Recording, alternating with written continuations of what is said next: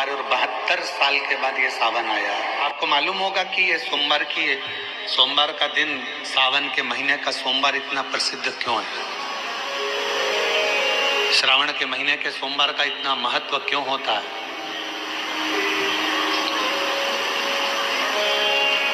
उसका एक कारण, सावन के सोमवार का इतना महत्व क्यों है? सारे सोमवार होते हैं, सारे श्रावण सोमवार का दिन होता है, सारे सोमवार मान्य होते हैं, पर सावन के सोमवार की इतनी महत्वता क्यों है?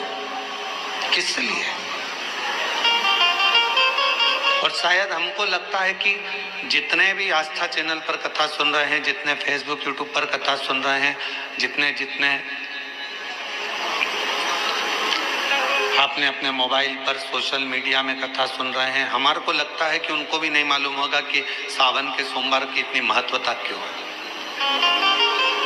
किस लिए? सावन के सोमवार की महत्वता इसलिए है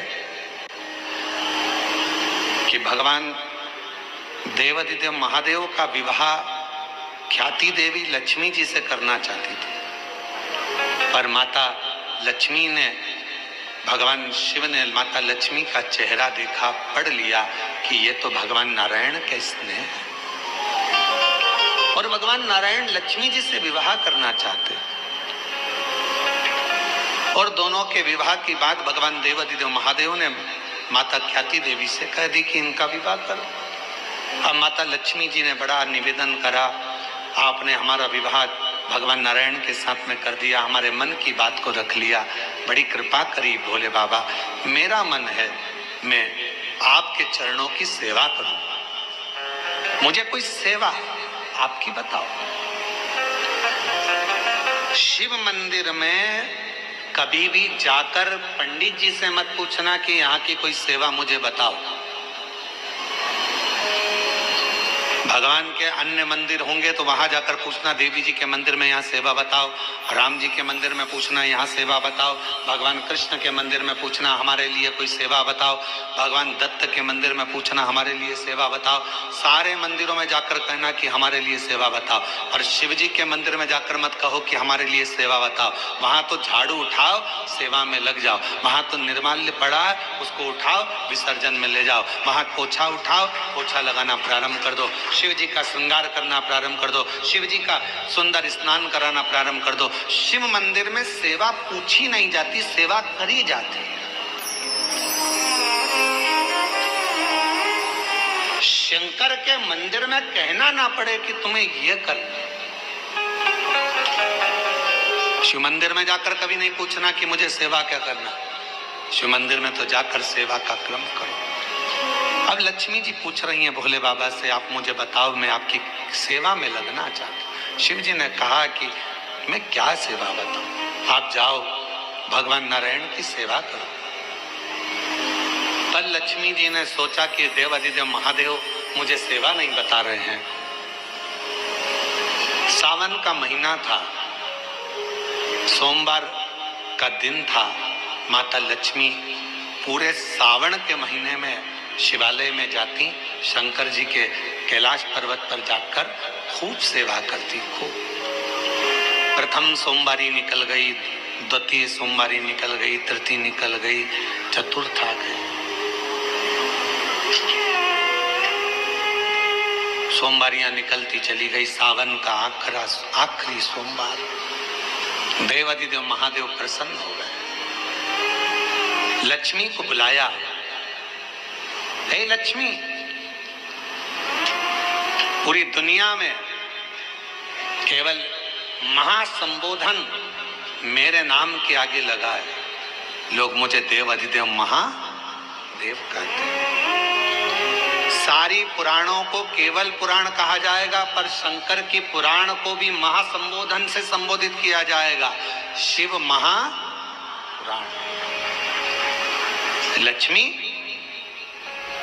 मुझसे जो जुड़ा हुआ है, मेरे नाम के आगे महासंबोधन लगा हुआ है, लोग मुझे महादेव कहते हैं। पर लक्ष्मी, तूने पूरे श्रावण के महीने में मेरी सेवा करी है, और आज सोमवारी के दिन तूने मेरी अविरल भक्ति को धारण करा है, बिना पूछे सेवा में, बिना दिखावे के तल्लीनता से सेवा करी है।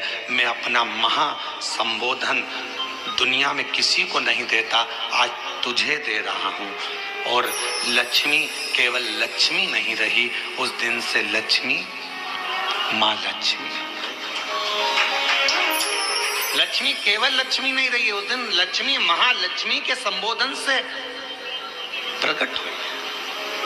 आज महासंबोधन लक्ष्मी जी को अगर किसी ने दिया तो भगवान देवाधिदेव महादेव ने दिया। और वह महासंबोधन कब मिला? सोमवार की इस श्रावण के सोमवारी के दिन जो हम व्रत करते हैं, साधना करते हैं, उपास करते हैं, अर्चना करते हैं। पूरे वर्ष आप सोमवार का व्रत करते हैं कि नहीं करते वो पता नहीं, पर सावन के महीने में 4-5 जो भी सोमवार पड़ जाएं, अगर आपने व्रत कर लिया, व्रत को धारण कर लिया या शिवालय के जाकर भगवान शंकर की आराधना कर ली, तो पूरे वर्ष के सोमवार का फल सावन के महीने के 5 या 4 सोमवार में प्राप्त हो जाए। श्रावण के सोमवार की इतनी महत्वता है।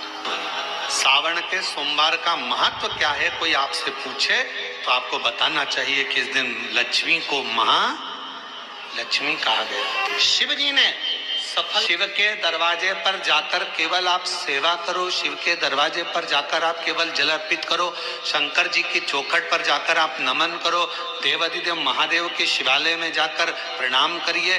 भगवान शंकर की चौखट पर, द्वार पर अगर आप जा रहे हो, 3 चीजें आपको मांगना नहीं पड़ेगी। जैसे लक्ष्मी जी ने शिव जी से नहीं मांगा कि मुझे महासंबोधन दो, लक्ष्मी जी ने नहीं मांगा कि मुझे भगवान विष्णु दो, लक्ष्मी जी ने नहीं मांगा कि मुझे ये देना। लक्ष्मी जी तो शंकर भगवान की सेवा में लग गई, तो लक्ष्मी जी को 3 चीजें अपने आप मिल गई। एक शांति हृदय की, दूसरा दिशा लक्ष्मी जी को कहाँ जाना है, और तीसरे नंबर पर सफलता। माता लक्ष्मी केवल लक्ष्मी नहीं रही, उनको महालक्ष्मी कहा।